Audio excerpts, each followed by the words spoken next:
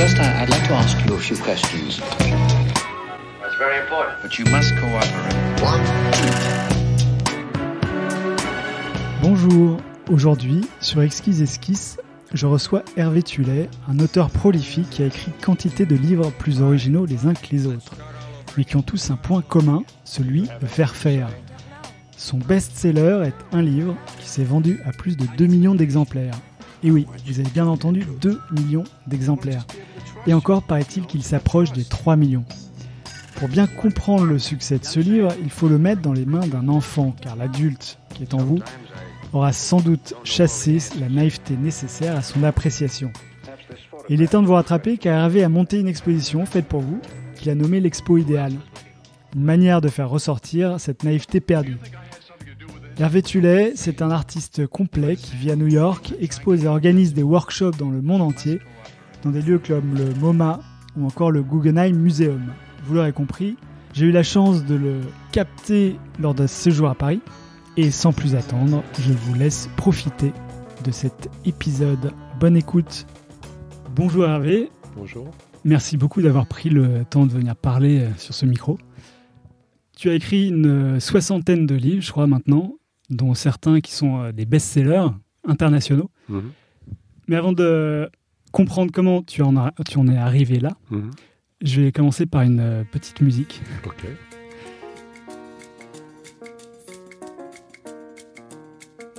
Pour nous mettre en jambes. Ah bah là, je suis parti là. Ouais. Parce que moi, c'est une musique que j'adore, que j'ai pratiquée pendant 10 ans au sein d'un groupe. Ouais. Et quand j'ai entendu que c'était une de tes musiques préférées, ouais. Ça m'a vraiment... voilà, mais je suis content de pouvoir passer cette musique-là. Et donc ma première question, ouais. C'est quel est ton rapport à la musique ? Alors, mon rapport à la musique, il est... ça va durer longtemps. Et parce que ça dure depuis longtemps, puisque je suis né en 58, donc j'ai grandi avec le rock.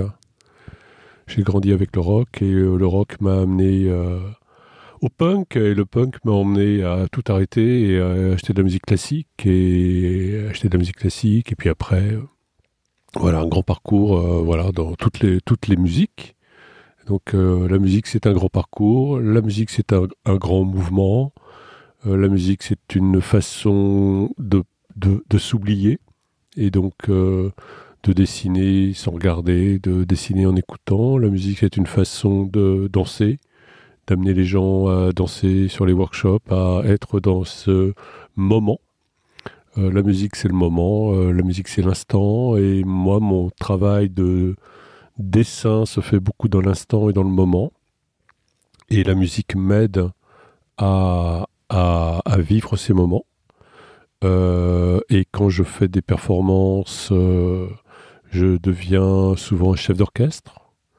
Je dirais pas que je suis un musicien frustré, mais je suis, quand je regarde des musiciens, je souris, et même des fois des mauvaises musiques, des mauvais jazz, hein, avec des pianos électriques un peu foireux, mais rien que de penser que ces gens jouent ça, ça me met en joie, d'une certaine façon, quoi. C'est le fait de jouer, et donc de faire la performance. Ouais, j'ai une fascination pour le talent musical, le talent de l'improvisation jazz.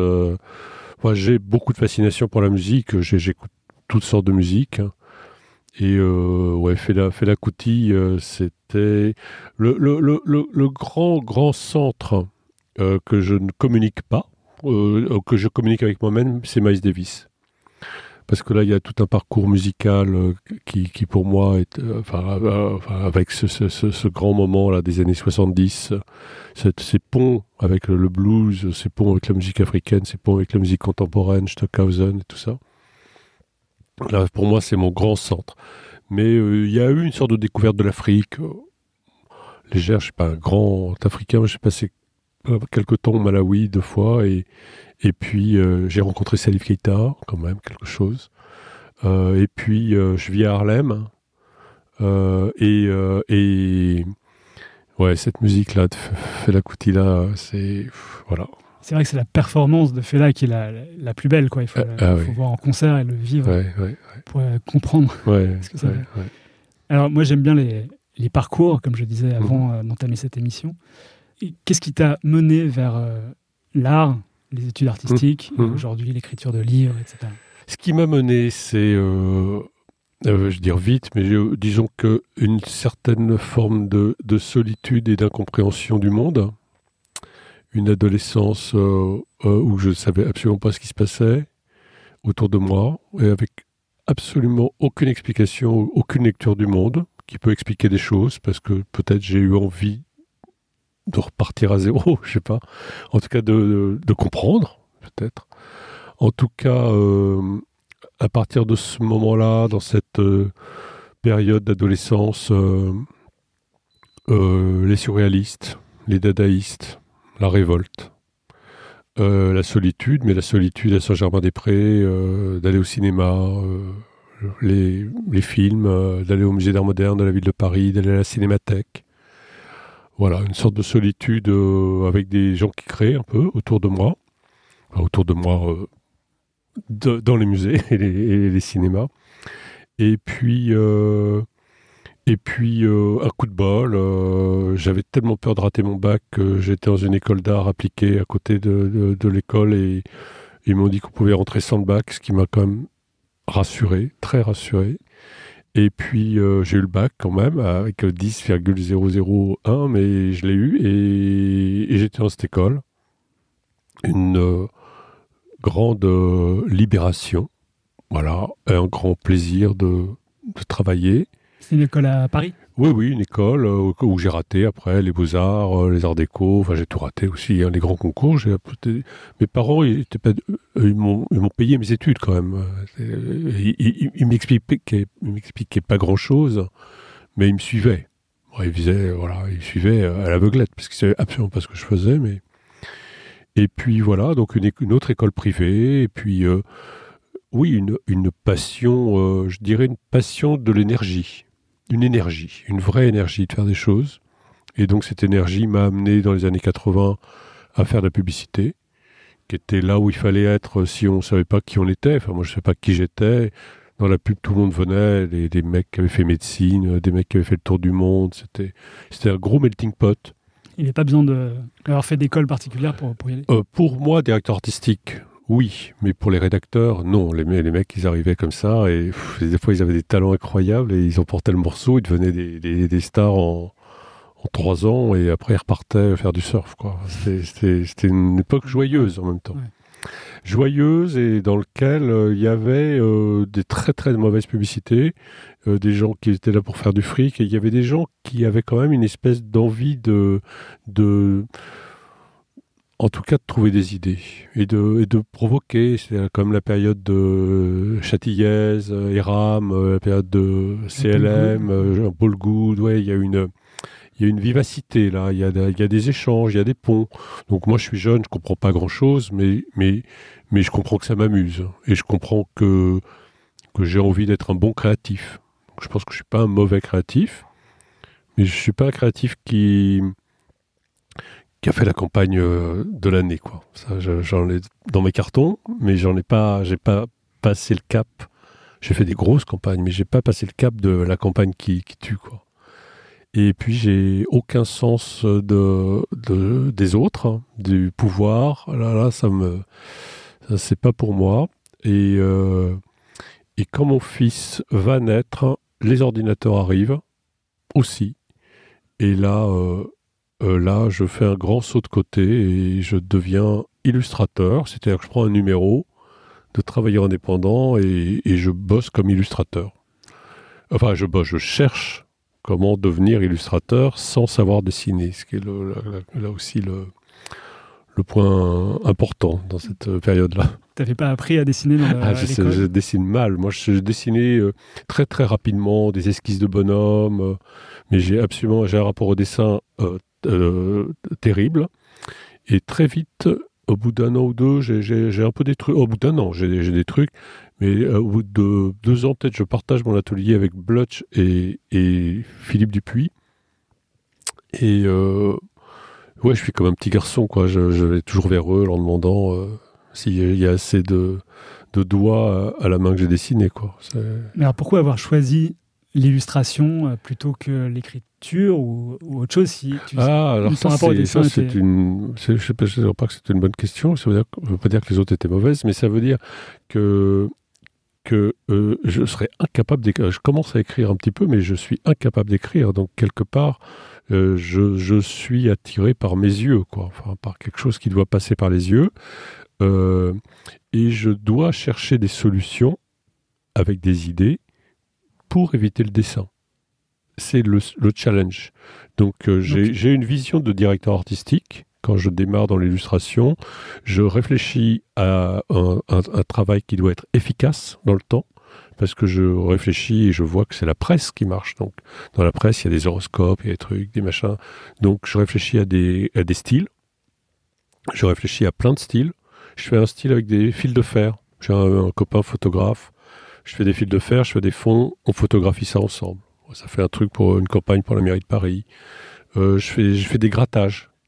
Sur de l'acrylique encore humide. Et donc, il faut aller très très vite. Je dessine des fruits et des légumes, parce que le fruit et les légumes permet de passer par la couleur. Et encore une fois, d'éviter le dessin. Et quand je dessine des bonhommes ou des trucs comme ça, alors là c'est une catastrophe. Une voiture, ça va, c'est un machin. Il y a 2 ronds en bas, et une espèce de machin en haut. Ça va, ça, mais voilà, donc je dois éviter le rapport au dessin dans le sens, je dirais, traditionnel du terme, c'est-à-dire mettre des choses dans un espace. Très bon ami, Charles Berberian, je passe des vacances avec lui, il se fout à côté de moi, il dessine une 2 chevaux comme ça, des jours sur la plage, machin et tout. Alors là, c'est pas pour moi du tout. Et je suis même pas fasciné par ça.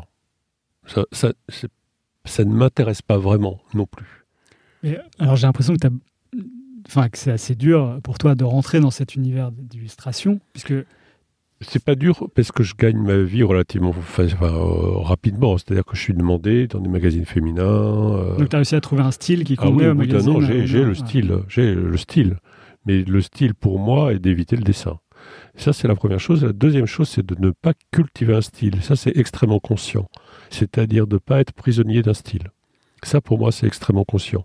Et donc, je vais arriver à me perdre à un moment parce que je crois ou je me ressens comme ayant trop de style. Parce que je fais un truc par-ci, un truc par-là, un livre pour enfants. Je fais ça avec des styles différents parce que j'ai d'une certaine façon une vision comme un directeur artistique et non pas comme un illustrateur qui veut défendre un style. Et en plus, je n'y crois pas à défendre un style. Je ne m'accroche pas à un style. Je ne veux pas m'exprimer par un style. Et pourquoi ? Et parce que je suis trop ambitieux pour ça. Je veux faire de l'art. Je ne veux pas faire d'illustration. Donc l'illustration, pour toi, c'est quelque chose de... Pour moi, l'illustration, c'est un rapport que j'ai peut-être comme directeur artistique. Une illustration... Alors attention, après, une illustration, et à l'époque, en plus, il faut remettre ça un peu dans le contexte de l'époque. Moi, je ne connais plus le contexte maintenant de l'illustration. Mais je dirais à l'époque, une illustration, c'est un art appliqué à une problématique. Une agence de publicité demande un dessin, un magazine demande un dessin, et donc il y a des gens qui ont des styles, il y a des directeurs artistiques qui cherchent des gens qui ont des styles parce qu'ils préfèrent ce genre de style pour faire ce genre d'image. Donc moi je vois ce rapport-là. Pendant ce temps-là, les gens dont j'ai parlé, qui sont jeunes à l'époque, Berberian, Bloch, etc., eux ils vont développer un style très personnel je ne sais pas si on appelle ça la bande dessinée, je ne sais pas comment on appelle ça maintenant. Le roman graphique, tout ça. Voilà, le roman graphique, et eux vont trouver une forme d'expression qui va être la leur, et ils vont devenir après les présidents d'Angoulême, etc. Donc eux, ils ont développé leur voix, ils ont développé aussi une forme d'expression. Moi, je me méfie depuis toujours du style. Je n'aime pas l'idée du style. Non. De s'enfermer dans un style. Ah oui, ça je trouve que c'est une erreur d'une certaine façon, parce que le style c'est la mode, et donc voilà, il est à la mode, et puis après il est plus à la mode, après il faut tenir, après Oui, d'une certaine façon, j'ai toujours été libre. Parce que je n'ai pas été prisonnier d'un style. Ouais. Alors parce que tes livres sont quand même très reconnaissables entre beaucoup. Oui, mais ils ne sont pas reconnaissables par leur dessin. Ou alors, en tout cas,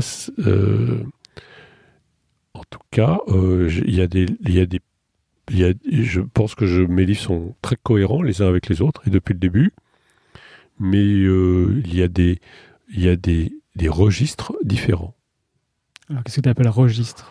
Quand je fais un livre avec tout noir, avec des formes découpées, et qu'on doit projeter les ombres au plafond, pour moi, c'est très différent d'un livre avec les points et d'une certaine façon, Mix It Up, que j'ai fait entièrement avec mes mains, est différent du livre avec les points. Et tout ça n'est pas très éloigné du Faut pas confondre que j'ai fait il y a 20 ans. C'est-à-dire que tout ça est tenu par des idées, par l'obsession même, je dirais, là pour le coup, de l'idée, et de la transmission et de la communication de quelque chose que maintenant j'arrive à formuler, que je n'ai jamais, je veux dire, heureusement, je suis pas parti en sachant ce que je faisais dans la vie, mais maintenant je peux dire que je considère mes livres comme une espèce de petite installation qui va déclencher quelque chose, une lecture, voire plus, une activité. D'accord. Et est-ce qu'on pourrait rapprocher ça d'un style ?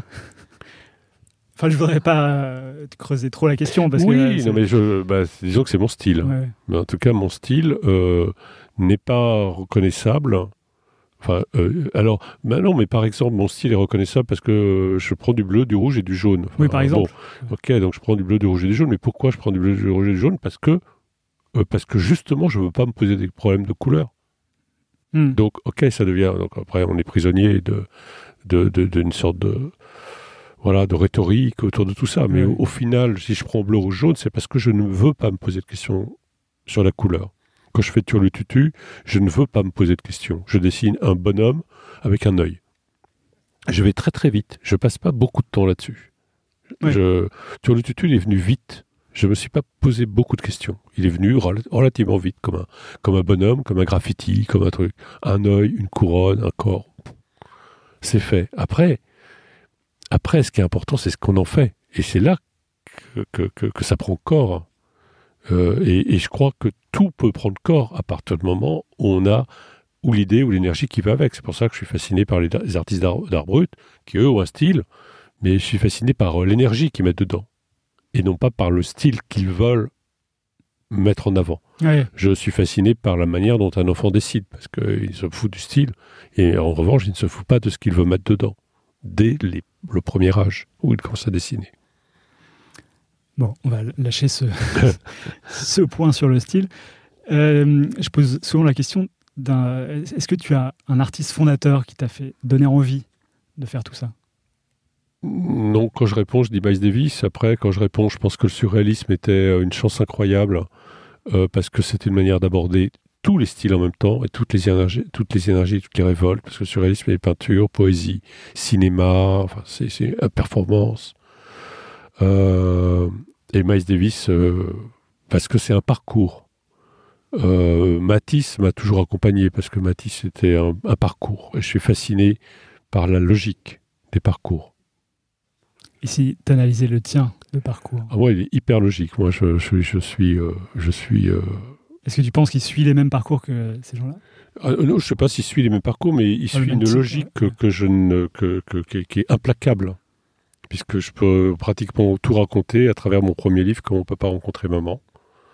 Le jeu, la surprise, le jeu avec le lecteur, que je retrouve après avec Faut pas confondre, d'une façon plus abstraite.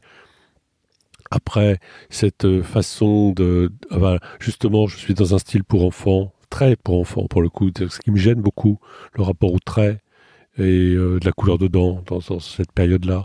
Puis après, d'essayer de m'échapper de ça et d'éclater tous les styles. Alors ça devient Blob, ça devient les livres avec les jeux qui sont chez Phaidon actuellement, ça devient les 5 sens où je m'en fous, je me fous dans une pièce et je dessine le livre, je dirais pas en 3 jours, mais j'en ai dessiné une grosse partie en 3 jours, quoi. Enfin, genre, on se lâche, tout ça me paraît très très logique et j'aurais dû préparer cette question parce que pour montrer que je peux faire en un diagramme, mais il y a quelque chose qui est super important et qui tend tout ça, c'est que pendant ce temps-là, je fais des interventions dans les écoles et que je découvre.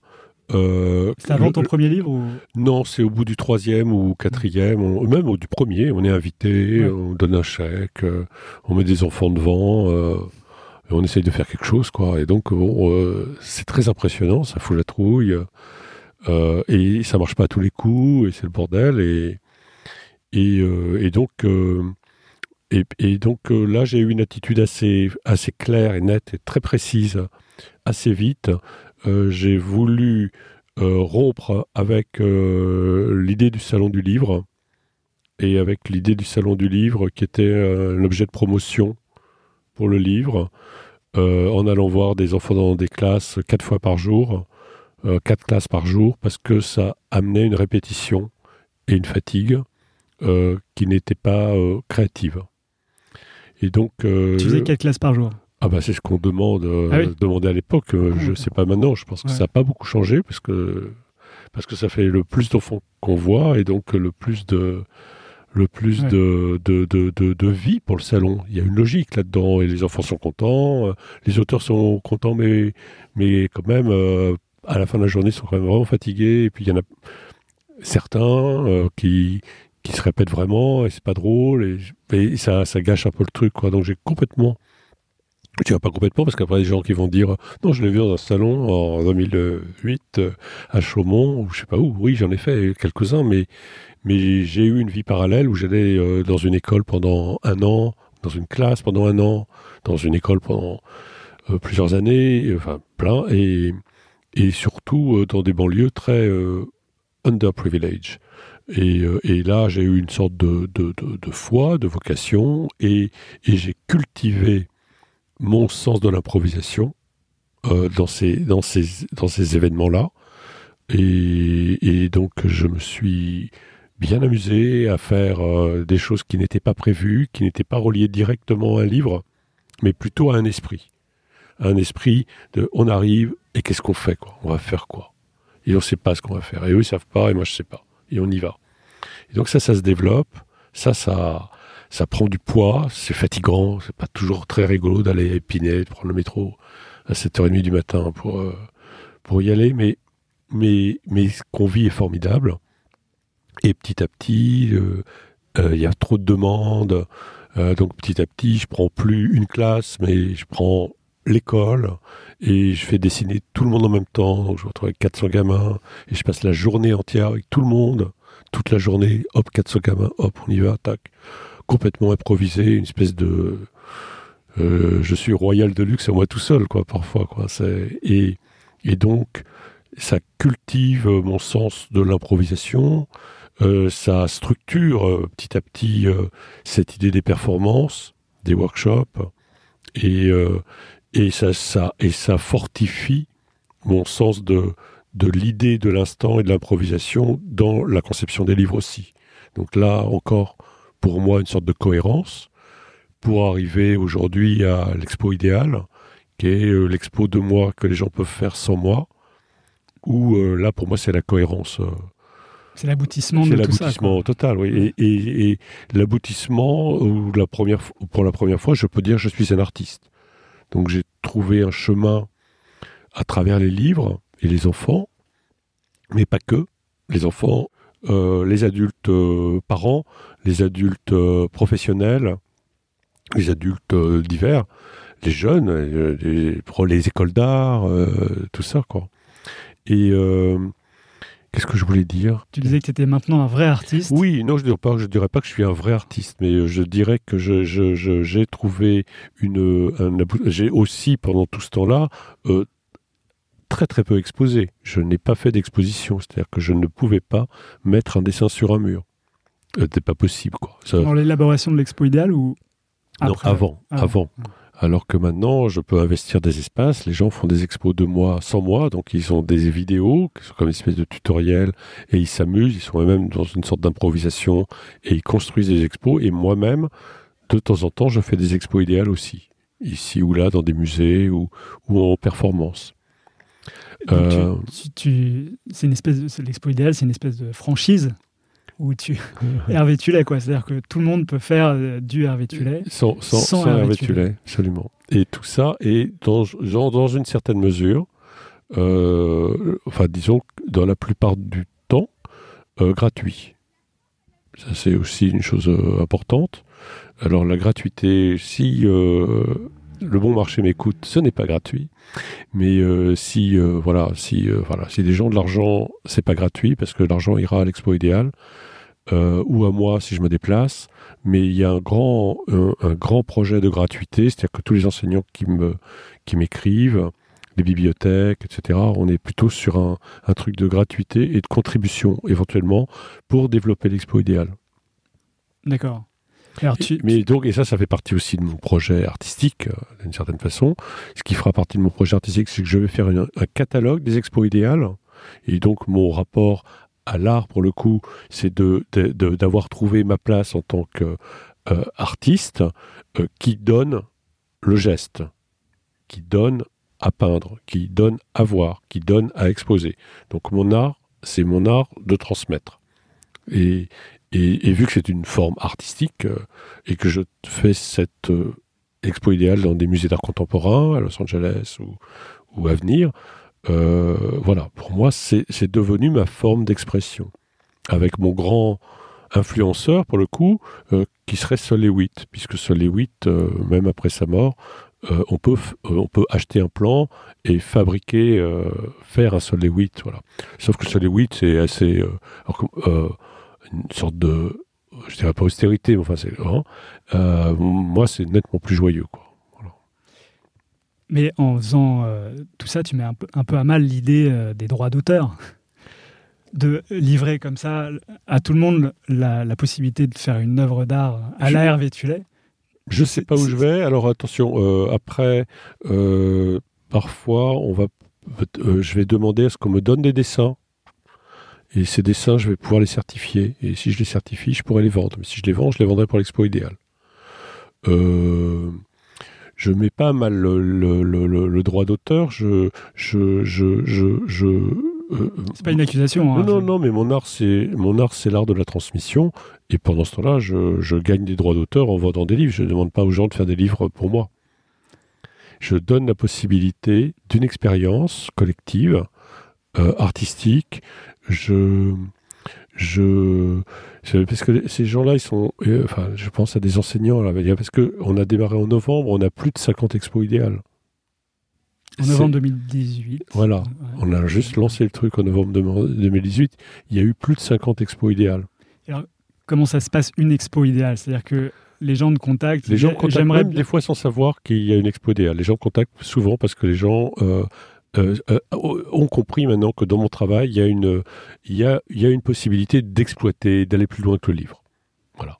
Ils sentent que le livre, ils utilisent le livre, ils font des choses. Ils font des workshops. J'ai écrit des workshops dans un livre qui s'appelle Peinturlure, qui est chez Phaidon aussi, où j'ai décrit 13 workshops.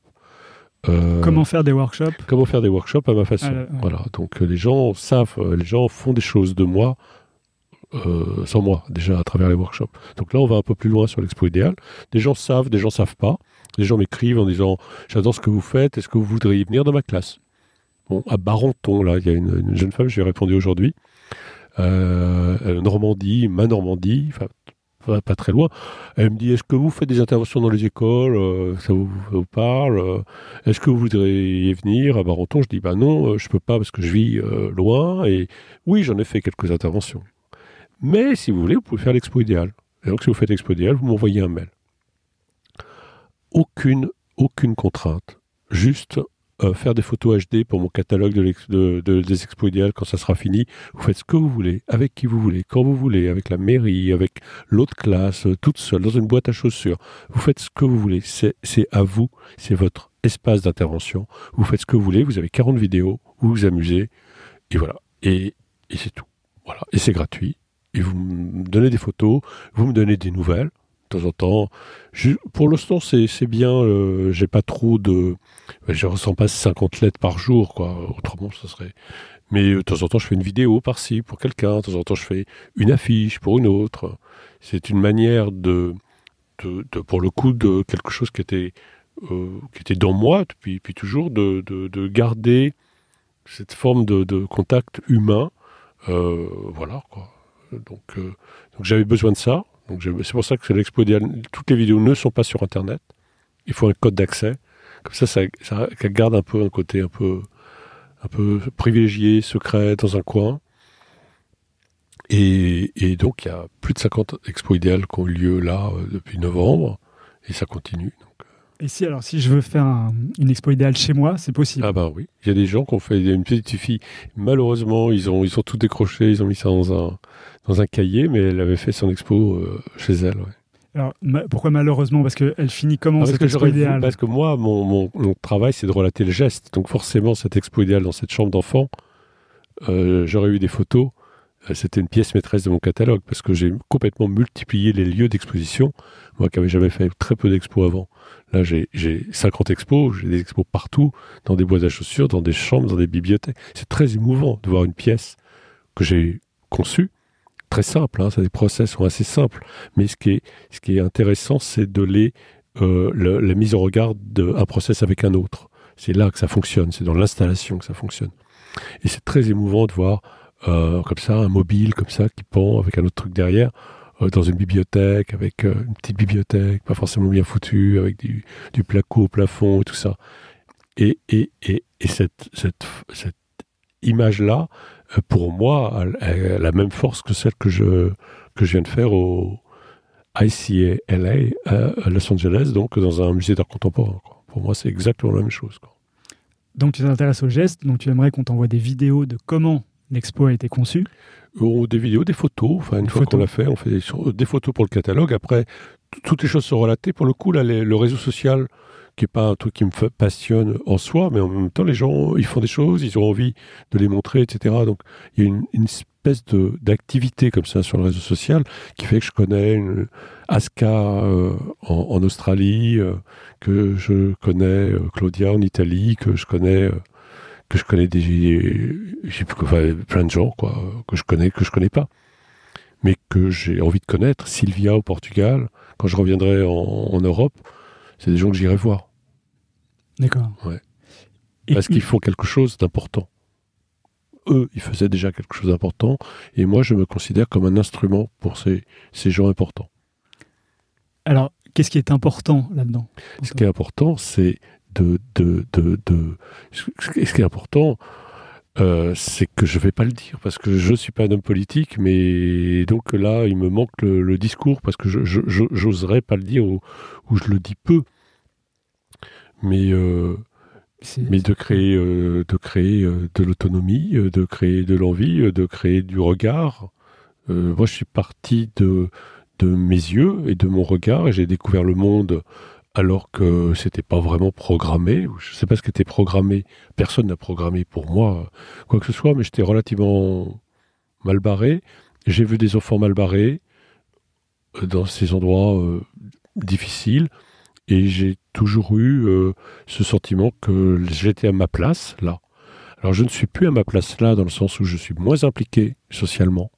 Je suis à New York, je suis un petit peu dans d'autres histoires, sauf que j'ai fait cette expo idéale pour, je ne dirais pas pour conserver, parce que c'est mon mode d'expression. Disons que dans mon mode d'expression, j'intègre cette partie-là de dialogue, de transmission, et de donner à voir, ou de sauver, ou comme je me suis sauvé. Enfin, voilà. Et où je dis que c'est pas politique, c'est qu'après, c'est quand même plus ou moins terrifiant la manière dont on élève nos enfants, quoi.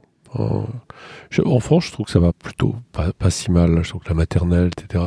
Il y a quand même des trucs en Corée, ou en Chine, où c'est quand même dur, quoi. En Japon. Que tu as vu en direct? Oui, oui, j'ai pas mal voyagé. Donc, mais voilà, moi là, je ne suis pas un pédagogue, même s'il y a beaucoup de pédagogie, et qu'il y a même une mallette pédagogique chez Bayard, et un projet avec des Italiens, un projet avec un ami aux États-Unis. Donc il y a une certaine forme de pédagogie, c'est-à-dire de mettre ça en fiche pour essayer de le faire comprendre, de le faire partager. Moi, ça m'intéresse pas. Pas beaucoup, ça m'intéresse un peu, mais ce qui m'intéresse, c'est de garder mon territoire de fraîcheur, de liberté et d'expérimentation, parce que j'ai la chance avec le succès des livres, d'avoir un éditeur qui comprend que ma force, c'est l'expérimentation, donc le risque. Et j'ai aussi la chance d'avoir des gens qui ont compris et qui m'accompagnent dans le risque. Quand je fais un livre comme O, le livre qui fait des sons, ça me paraît pas être un livre très facile, quoi, d'associer des sons à des points et de faire sortir la voix en lecture, comme ça, ça, d'arriver à moduler tel que tu l'imagines. De faire communiquer, que les gens lisent un livre entièrement en faisant waouh. C'est pas si. Voilà. Mais il se trouve que les gens, ils se disent, s'il a fait ça, c'est peut-être qu'il y a un truc à faire là, et des gens s'amusent et ils me suivent dans le risque de l'expérimentation et du moment. Ce qui fait qu'ils s'approprient le livre, parce que c'est eux qui ont créé leur propre livre. Mais moi, c'est vraiment ce que je trouve génial dans tes livres, c'est qu'ils poussent les gens à agir. Ils ne sont pas juste dans la lecture passive de quelque chose. Alors, il y a bien eu dans la morale. Voilà, il n'y a pas besoin, il n'y a pas les bons, il n'y a pas les méchants. Voilà. Il n'y a pas faut être gentil, il n'y a pas tu vas être mangé si tu es méchant. C'est ça, c'est juste dans le présent en fait. C'est ça, du présent, quoi. Voilà, ouais.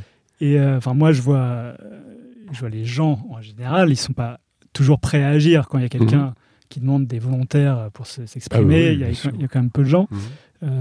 Ceci étant dit, je fais une parenthèse, mais il y avait un podcast qui en parlait, qui s'appelle Émotion, qui parlait du trac, qui était très intéressant. J'invite les gens qui écouteront à se renseigner là-dessus.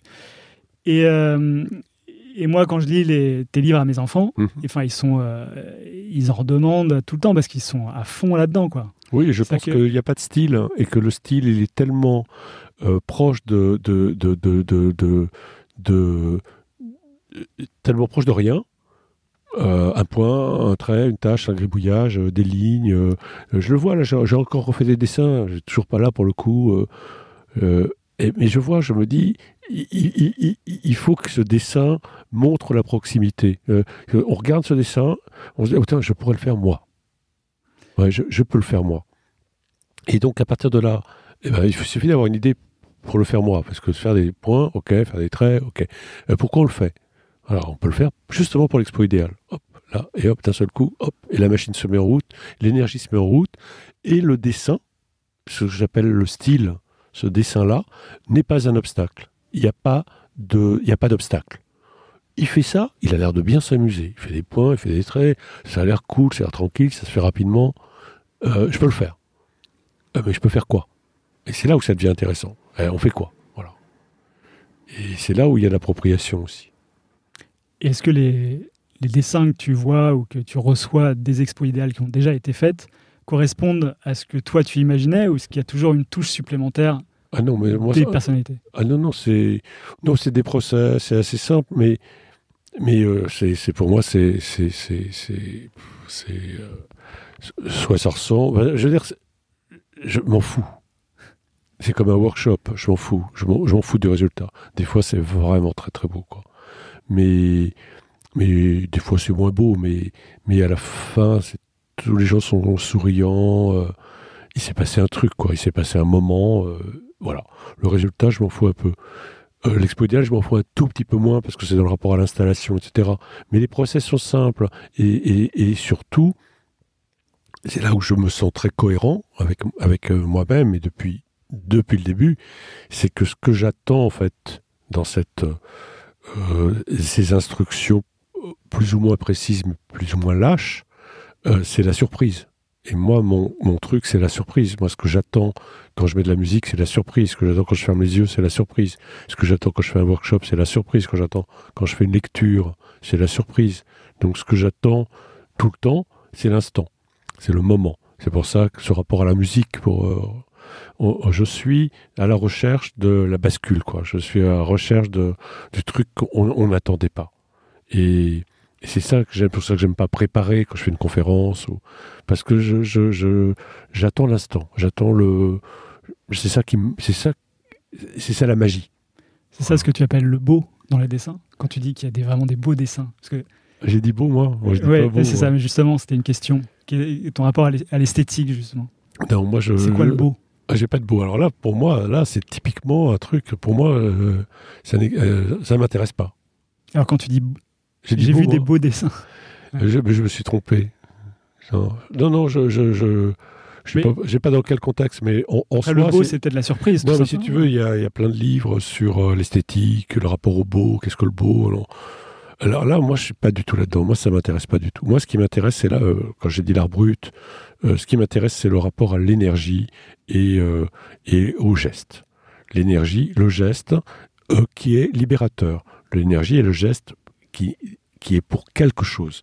Pour un artiste brut, enfermé dans sa tête, enfermé dans son asile, c'est pour l'occuper, pour éventuellement le libérer. Expo Idéal, il y a des enfants sourds qui vont la faire. J'ai fait beaucoup de workshops avec des enfants autistes, des enfants aveugles. Je peux faire une Expo Idéal avec des enfants aveugles. Je peux faire avec des gens en prison. Ça ne pose aucun problème.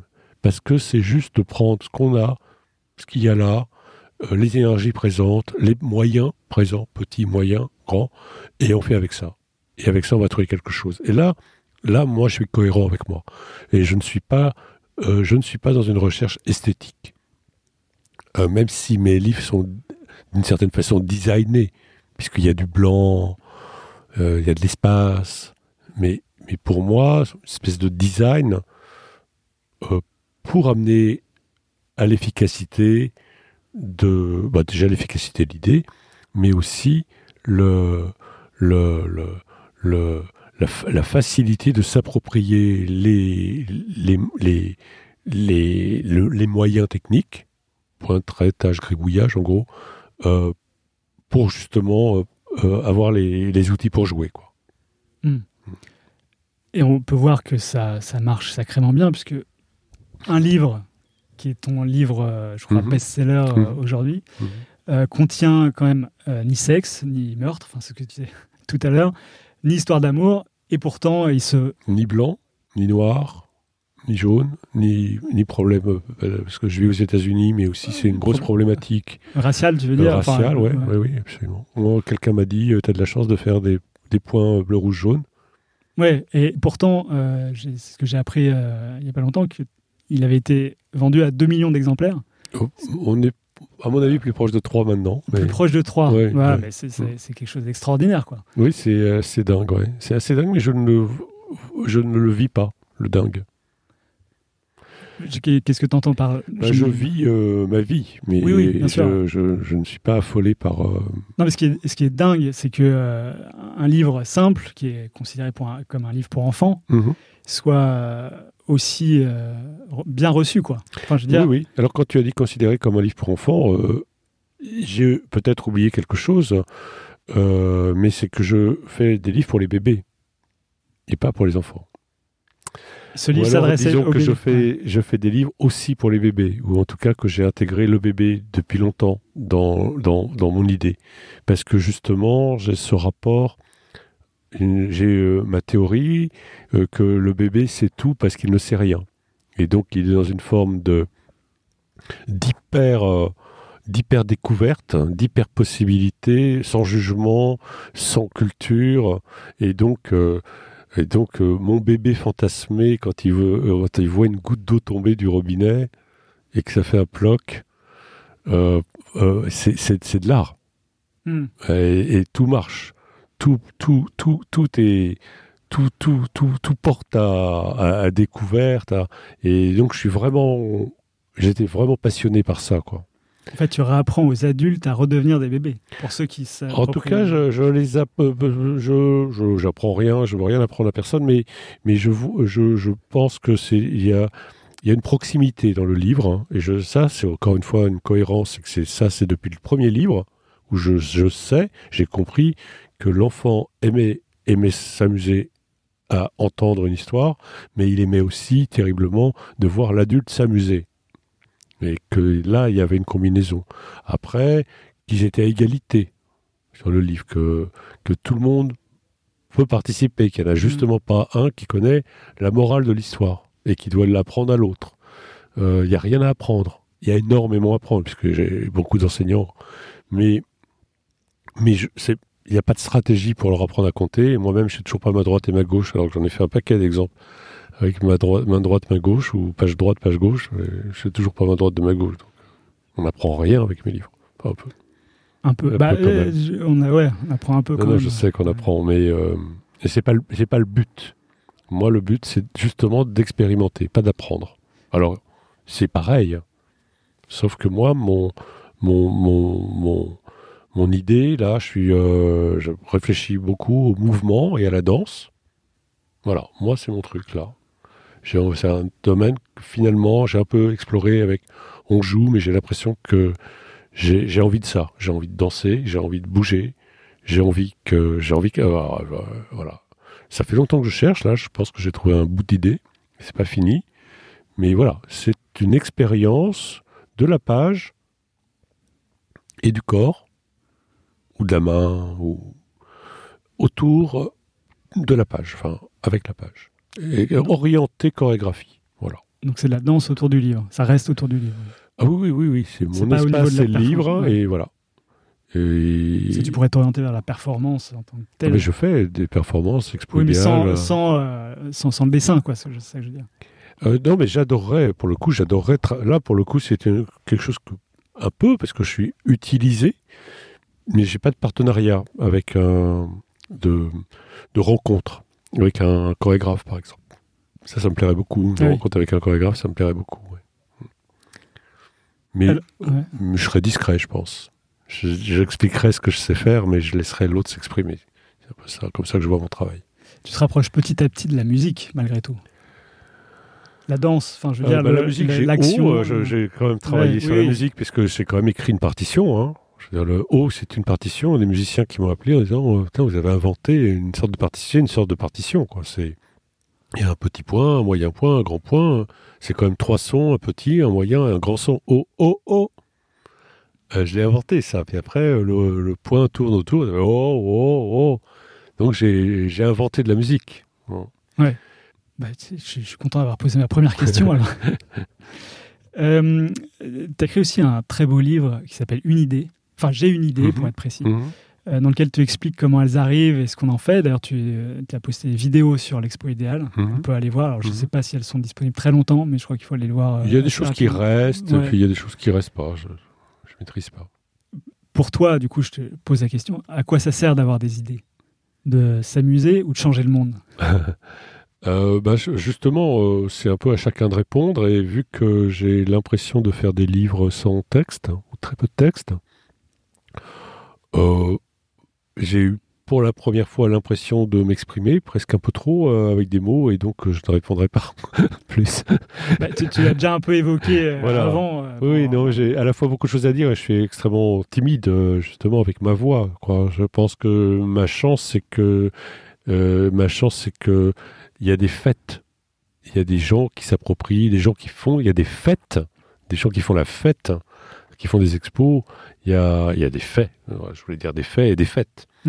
Et ça me suffit, c'est-à-dire que chacun prend sens avec ça, et que pour l'instant, franchement, si c'est de l'improvisation, c'est-à-dire qu'il y a une part de risque en donnant cette expo idéale, pour l'instant, il n'y a pas l'ombre d'un problème. Pourquoi il y en aurait ? Ah bah non, mais parce que on donne, je donne à faire, donc je donne des dessins. Tu parlais des histoires de droits d'auteur, etc. Pour l'instant, c'est quand même magnifique, quoi. L'échange, voilà, c'est une très très belle histoire qui commence, quoi, pour moi. Et quand tu as commencé cette histoire, est-ce que tu avais des envies plus de t'amuser ou plus de changer le monde ?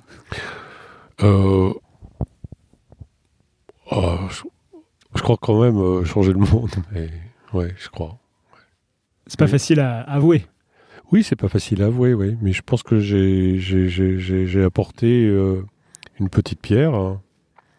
Moi, j'ai reçu beaucoup de sourires. Beaucoup de sourires. Ça m'étonne pas. Enfin, moi, je trouve ça... Enfin, l'idée est géniale, quoi. Donc, de pousser les gens à créer, même des gens qui n'étaient pas forcément Oui, puis c'est un peu qui avait confiance, désenclavé, enfin, je sais pas, moi, je me considère toujours comme un soldat, quoi. Au service de ce qu'il y a à faire ici, quoi. Je ne me vois pas sur un piédestal. Alors, je comprends, les livres, je suis connu. Oh là là, quand je pense que je parle à Hervé Tullet, des fois, on me dit des trucs comme ça, mais j'en suis pas là, quoi. Heureusement, mais je pense que, voilà, en tout cas, moi, je n'en suis pas là dans mon ego par rapport à ça. Je me considère toujours comme un soldat. Voilà, pour que quelque chose avance quelque part. Sans mettre de mots, je dirais que c'est une histoire logique. C'est mon histoire logique d'un enfant un peu perdu qui se rattrape à une branche de la création. Ma fille, un jour, m'a dit, est-ce qu'il faut souffrir pour être artiste, ou ce rapport-là, cette chose-là. Moi, je dirais pas que j'ai souffert, mais ouais, j'ai un gros fond de souffrance. C'est ce qui t'a poussé à créer et oui, faire tout et ça. en fait, en vrai de vrai, dans toute la panoplie des styles, j'espérais être Francis Bacon. J'espérais être désespéré, et j'espérais que cette désespérance sorte. Et ça marche pas. À la manière de Francis Bacon, ouais, avec toute la torture qu'il exprime. J'aurais pu être aujourd'hui là en train de dire c'est Francis Bacon, et voilà, maintenant je fais des choses comme ça parce que Francis Bacon, et mon atelier est dégueulasse parce que Francis Bacon. Enfin voilà, ça aurait pu être le grand influenceur, un des grands influenceurs, ou Joseph Beuys. Ouais, je me voyais bien là. Et mais d'une façon désespérante, je suis souvent gay dans mes dessins, quoi. Ça vient vite. Désespérant. Oui, à un moment c'était désespérant parce que je voulais être plus triste. Et j'ai pas trouvé ma tristesse. Je me sais pas exprimer ma tristesse. Et j'ai accepté les sourires. Mais j'étais pas destiné à ça. Parce que si je devais résumer un peu l'œuvre d'Hervé Tullet, je pourrais dire qu'il est millionnaire, il habite à New York, il parcourt le monde en demandant aux enfants de dessiner des fleurs. Et à sa place, et il écoute Fela Kuti. Pour moi, c'est le plus heureux des hommes, quoi. Ouais, mais... ouais, non, mais c'est super. Mais bon, après, voilà, on se lève le matin et il faut toujours trouver une idée. Ouais. En gros, c'est pour tout le monde pareil, quoi. À un moment, il faut toujours trouver une idée, quoi. Donc c'est difficile de trouver une idée. Parce que dans J'ai une idée, ton livre... Non, moi j'ai de la chance. C'est passionnant de trouver une idée, mais ce n'est pas difficile. Pourquoi ? Parce que mon vocabulaire est réduit, concentré. Dans le livre J'ai une idée, il y a l'entonnoir. Et j'ai la chance, d'une certaine façon, de simplifier, d'avoir envie de simplifier. Je m'intéresse pas à beaucoup de choses. J'intéresse à pas mal de choses, mais je me sens pas très dispersé. J'ai tendance à oublier les noms. J'ai tendance à pas vouloir me souvenir, même des livres que j'ai lus. Et je suis assez recentré. Mon territoire est assez vaste, et en même temps je le connais bien, je dirais de mieux en mieux. J'attends la surprise, la danse, la chorégraphie, j'ai lu beaucoup, j'ai été voir des spectacles, j'avais envie, c'était une envie, une intuition, sans imaginer que je ferais un livre un jour avec ça. Je fais ça avec des buts, mais voilà, je m'imprègne. Et puis un jour, la surprise, elle m'est arrivée au MoMA, quoi. Vraiment, j'ai vu une expo sur la danse, là, il y avait une très belle expo, et il y avait une main comme ça, et je me suis dit, putain, c'est là, quoi. Ouais, alors, je peux raconter ça, c'est comme si je veux dire, il y a eu d'autres choses avant, probablement, c'est plein de petites choses, mais c'est vrai qu'il y a eu un très gros déclic ce jour-là. Voilà, il y a forcément un moment où il y a ce vrai déclic, quoi. Mais donc il y a des surprises, mais d'une certaine façon, mon univers est relativement abouti maintenant. Il est relativement clair. Peut-être qu'il y aura une autre surprise où d'un seul coup je ferai de l'hyperréalisme. Je sais pas, mais Oui, je pense que j'ai de la chance de ne pas être dispersé. Voilà. Et pourquoi je ne suis pas dispersé? Parce qu'on m'a aidé et conforté dans mon chemin. Parce que j'ai un éditeur, j'ai les premiers éditeurs, au Seuil, il y a Jacques Binstock et Brigitte Morel. C'est des gens qui donnent une carte blanche et qui disent juste un truc, c'est du moment que tu me fais marrer, du moment que c'est créatif et du moment que c'est pas comme les voisins, c'est bon. Et ils le disent pas gentiment.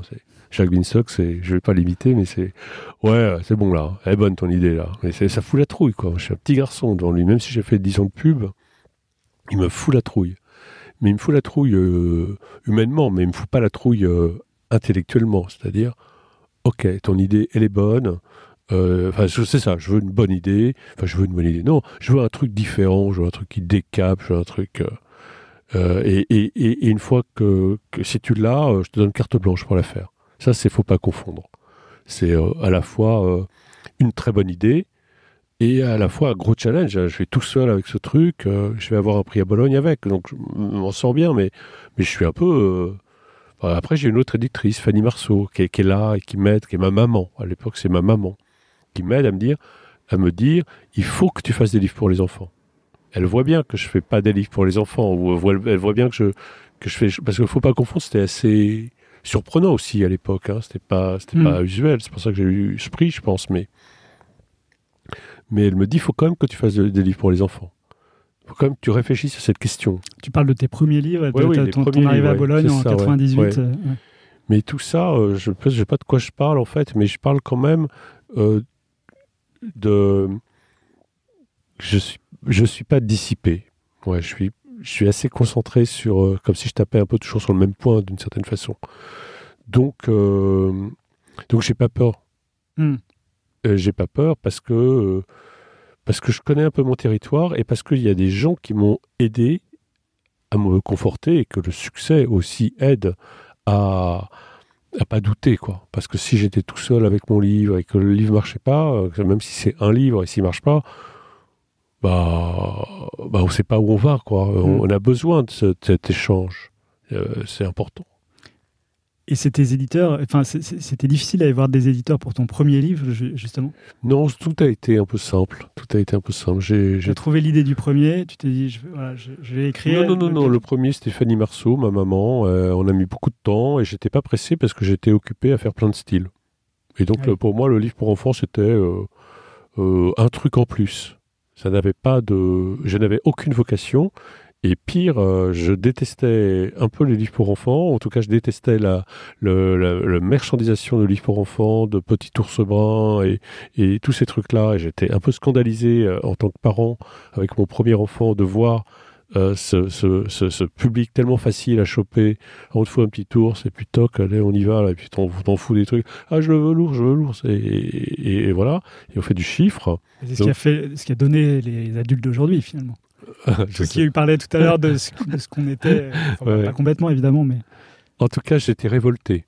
Voilà, la création, c'est de la révolte, quand même. Enfin, moi, c'est comme ça que je le conçois. Création, c'était révolte. Donc, dans mes premiers livres, j'avais quand même cette envie de révolte, ce sentiment de révolte, et cette envie de révolter, et cette envie de changer, et cette envie de création. Mais en même temps, c'était un contexte d'une époque avec des gens formidables comme Jacques Binstock, là, qui m'ont vraiment laissé la possibilité de le faire, et avec une réponse. La création, ça marche. Le problème, c'est que personne, je dirais pas personne, vieux con, mais c'est dur, surtout au début, quoi. Les gens, ils laissent pas, et les gens, ils ont envie de répéter un succès, éventuellement. Ça, c'est plus facile, quoi. Mais de partir, d'avoir un truc inconnu comme ça, plus ou moins inconnu, comme faut pas confondre, totalement inconnu comme un livre. Un livre, c'est pas programmé pour être un succès. Non, mais ça a dû être dur de l'éditer, celui-là aussi. Non, parce que petit à petit, j'ai quand même une certaine forme de légitimité dans mon travail d'auteur, illustrateur, créatif. Tu avais déjà écrit une trentaine de livres. Oui, un certain public, une certaine audience, une certaine dynamique, les écoles. Et chacun des livres est rentable. Plus ou moins rentable, mais les gens, ils perdent pas d'argent, au moins, tu vois. Et puis, donc, voilà. Et je dois dire que Isabelle, chez Bayard, qui est mon éditrice actuelle, elle l'a vu, elle. Elle a vu que là, il y avait un truc. Potentiel, hein. Ouais, elle a vu. Christopher, mon ami new-yorkais, qui a vu le livre, il l'a vu. Il l'a vu. Mais Christopher, il bosse pour une maison américaine qui s'appelle Chronicle. Et Chronicle, ils n'ont rien vu. Ils ont vu le livre, ils ont dit, on n'en prend pas. On ne le prend pas. Et Christopher, il revient vers Chronicle en disant, là, vous êtes complètement malade. Pendant ce temps-là, il y a 9 éditeurs américains qui veulent le livre. Donc ça aide probablement à se dire, si machin bidule, si tout le monde le veut, c'est qu'il doit se passer. Mais la première fois que Chronicle a vu le livre, ils n'ont rien vu. Ils ont dit, c'est pas pour nous.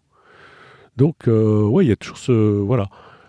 Mais j'ai ma liberté et j'ai la chance de faire le livre qui fait des sons, ou de faire le prochain, en restant dans ce domaine d'expérimentation. Ça, c'est une chance. Ouais.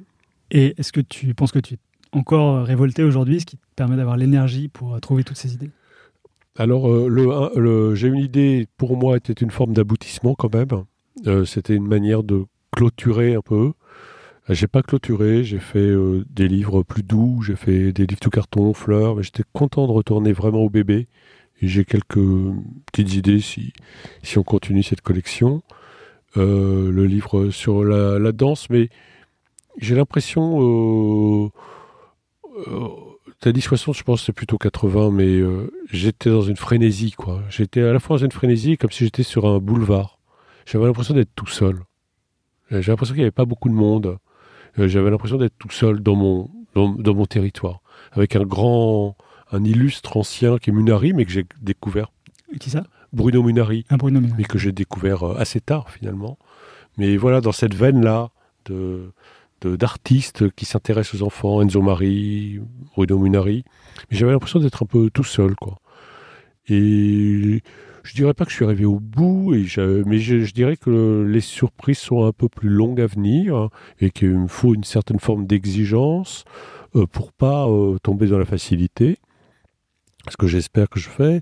J'ai quand même 60 ans, ce qui est pas grand-chose apparemment, mais quand même. J'ai eu une rétrospective en Corée l'année dernière. J'ai fait ce livre, j'ai une idée. Je suis dans un truc un peu de rétrospection aussi, d'une certaine façon. J'écris un petit peu, timidement. L'Expo Idéal est une sorte d'aboutissement et en même temps le début de cette envie d'aller vers des institutions, parce que le combat aussi, c'est que mon combat, c'était de désenclaver la littérature jeunesse aussi. Dans le sens où je trouvais que c'était petit, les espaces, quoi. Toujours l'école, la bibliothèque, il se passait rien. Moi, j'avais envie, je comprends pas que ça va pas dans les musées, quoi. Et bon, je sais pas, ça s'est fait naturellement, mais en même temps, ça fait partie du truc, de désenclaver, de mettre l'enfant dans une autre place. Bon, puis ça s'est fait parce que j'ai fait des performances, donc du coup, effectivement, j'ai travaillé avec des musées mais de désenclaver quand même. Et je ressens mon travail d'artiste sans œuvre, l'Expo Idéal, même si je dessine pour moi, mais c'est vraiment pour le plaisir maintenant. Mais mon œuvre, c'est l'Expo Idéal, c'est un livre très beau d'un mec qui s'appelle Joannet, je crois, artiste sans œuvre. Enfin, c'est quelque chose aussi qui m'intéresse. Et donc, c'est un peu une priorité. C'est un peu une priorité, les expos idéales. Les livres, je suis un peu dans le slow down, un peu, quoi. Faut vraiment bien réfléchir. Et j'ai quand même abordé beaucoup de questions. Donc peut-être il y a un petit trésor quelque part que j'ai pas vu. Mais autrement, j'ai l'impression d'avoir bien cerné C'est pour ça que quand je veux faire celui sur la danse, il complète bien l'ensemble. Voilà, donc je cherche des choses pertinentes, on va dire. Et t'as peur de perdre cette énergie? Voilà, ça devient intime. Ouais, j'ai peur, ouais. Ouais, j'ai peur. Mais j'ai peur... Non, mais j'ai peur, mais c'est intime parce que c'est personnel. Enfin, je veux dire, c'est con, c'est la vie, quoi. On tombe malade, on n'a plus envie. Voilà, j'ai peur de ça. Autrement, j'ai pas peur, non. Je viens d'acheter une grange que je vais transformer en atelier. je vais avoir pour la première fois un vrai atelier, parce que j'ai pas eu d'atelier non plus. J'étais plus dans ma tête et dans des surfaces relativement petites, même si j'ai fait des grosses expos à New York, des grosses pièces, mais c'était dans un espace tout petit. Je pourrais être mobile pour pas être coincé avec des planches, des trucs partout. Bon là, oui, un peu un atelier. C'était quoi la question ? C'était sur l'énergie.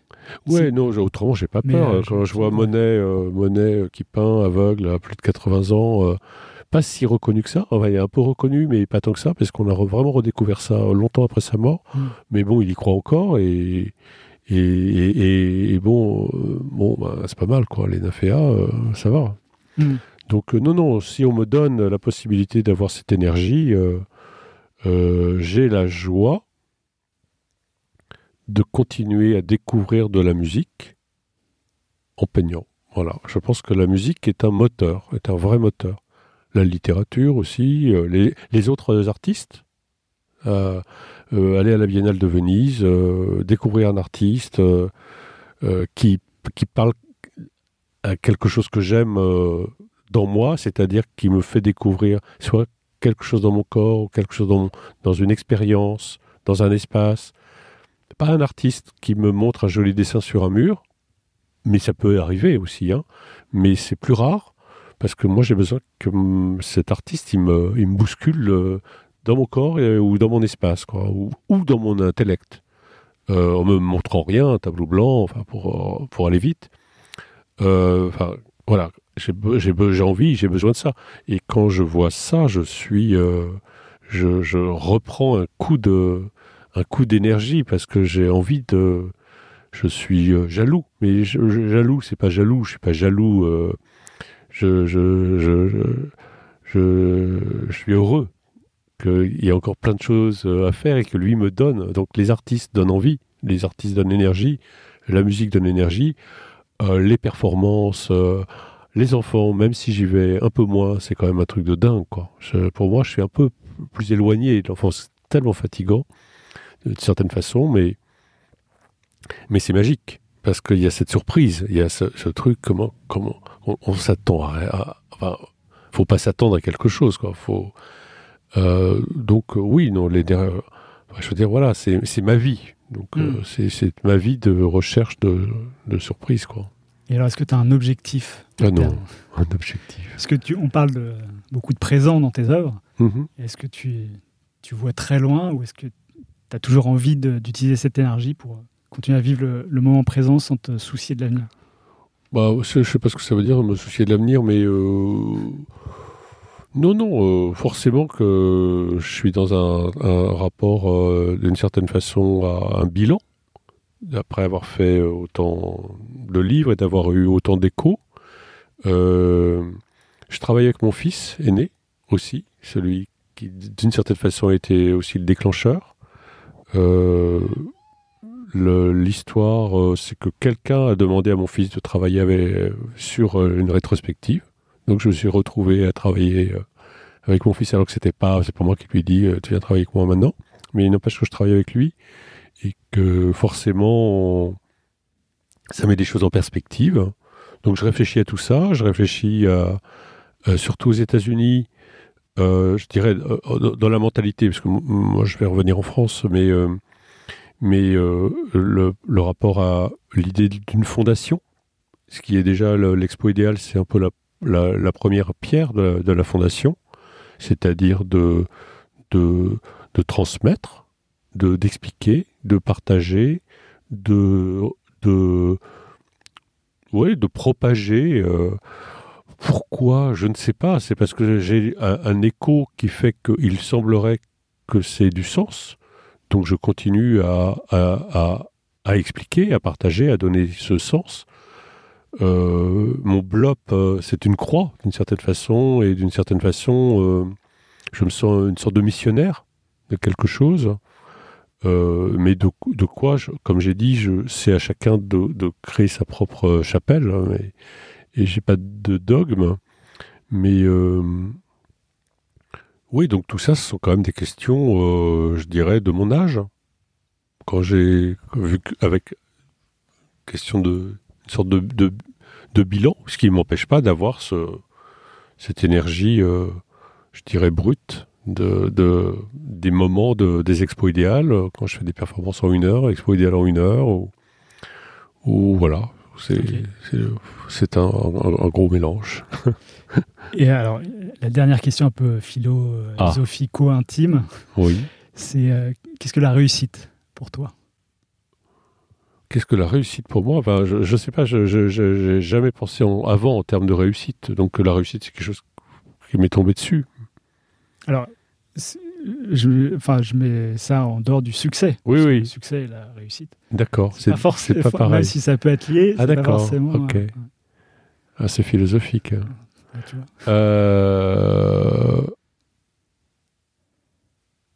Qu'est-ce que la réussite? Est-ce que tu penses avoir réussi? Puisque justement, tu parlais de succès. Oui, alors je peux dire que j'ai réussi. Ouais. Je peux dire que l'expo idéale, j'ai vraiment réussi quelque chose. Ouais. Je pense que c'était vraiment un aboutissement. Je pense que je suis pas sûr d'aller plus loin. Je pense que je vais aller plus loin dans les développements d'expo idéale, dans les expérimentations autour de l'expo idéale, mais d'arriver à cet équilibre de. Alors j'ai réussi à être feignant en ratant totalement. Donc j'ai complètement raté mon objectif. J'avais aussi un objectif de faire ça cool. Hein. Je suis pas avide d'activités partout. Je suis pas un business machin. Je suis pas. Je cours pas en tous les sens. C'est pas je suis pas du tout. J'ai besoin d'énormément de temps de calme pour justement. Que les choses maturent, je ne sais pas comment, donc j'ai vraiment pas envie de me sentir dans cette énergie folle. Mais je pense que j'ai quand même... Donc il y avait une espèce d'idée comme ça de fainéantise dans la simplicité, ou d'être cool, quoi. Mais à force, je suis de moins en moins... Enfin, je suis quand même assez occupé, on peut dire. Mais je pense que je peux dire que j'ai réussi cette chose que j'ai cherchée longtemps, cet équilibre entre dessin et pas dessin, dessiner, pas dessiner, faire mais faire faire, donner mais transmettre et recevoir. Là, il y a quelque chose où j'avais beaucoup de problématiques dont j'ai parlé précédemment et j'ai l'impression d'un miracle de les avoir résolues dans ce que je vis actuellement dans l'expo idéale. Donc, où ça m'emmène, je ne sais pas, mais c'est quand même un putain d'aboutissement quand même pour moi. C'est un moment important. Ouais. Alors on finit ce podcast avec ma dernière question d'ordre culturel. Ouais. Est-ce qu'il y a un livre ou n'importe quoi qui t'ait marqué ces derniers temps? Un film Oui, plein de choses. Là, je relus pour la énième fois un très très beau texte de Michel Francillon, qui est un historien d'art des années 30 et qui a écrit un livre qui s'appelle L'éloge de la main, et que je conseille vraiment parce que c'est fascinant de regarder ses mains, de penser ses mains, de voir ce rapport comme ça avec la main. Justement, je le lis depuis longtemps et il a fait un peu plus sens par rapport à mes préoccupations chorégraphiques. Je viens de lire un livre incroyable sur la Chine qui s'appelle « La Chine en 10 mots » de l'auteur de Brother, je ne sais pas comment il s'appelle, et c'est dans les voyages les plus, je dirais, où il y a trop d'interrogations, quoi. Il y a trop d'interrogations sur la Chine, qu'est-ce qui se passe, qu'est-ce qu'ils font, et il apporte une réponse que j'avais absolument pas... une grande réponse à une grosse interrogation, c'est-à-dire qu'il fait le lien entre la révolution culturelle et aujourd'hui. C'est-à-dire que ces gens n'ont pas changé, parce que ce mec, il a 60 ans, et donc il a vécu la révolution culturelle. Il est devenu dentiste, puis écrivain, il n'a pas changé. Et ce qu'il a vécu dans son passé, c'est en lien avec ce qu'il vit aujourd'hui. C'est un livre récent, il vient d'écrire... je sais pas. Ouais. Mais c'est un livre, c'est pas un roman. Et c'est absolument génial. Pour moi, c'était une découverte d'enfin faire un lien entre ces deux choses délirantes, la société de consommation d'aujourd'hui, frénétique, et la révolution culturelle. Et alors, je fais pas beaucoup de prosélytisme sur les livres, mais là, pour quelqu'un qui s'intéresse à la Chine, ça m'a énormément intéressé. Ok. Voilà. Eh bien, Et autrement, Fela Kuti. Fela Kuti. Et autrement, Spotify. Spotify, ouais, le grand monde de la musique. Ouais, grand monde de la musique. Ouais, quand même, malgré tout, pour la recherche qui se démultiplie d'un seul coup, quoi. Est-ce qu'on n'arrive pas à une consommation un peu boulimique, c'est-à-dire qu'on ne sait plus qui on écoute non, il y a des fonctions non, moi, actuellement, j'ai découvert un truc, justement, pour la musique classique, parce que là, c'était le bordel. J'ai dit deux gros mots. Mais c'est un peu le bazar, musique classique en particulier. Et là, j'ai trouvé une idée, c'est une toute petite idée, mais c'est Pierre Boulez prendre... j'écoute tout ce qu'il a fait comme chef d'orchestre.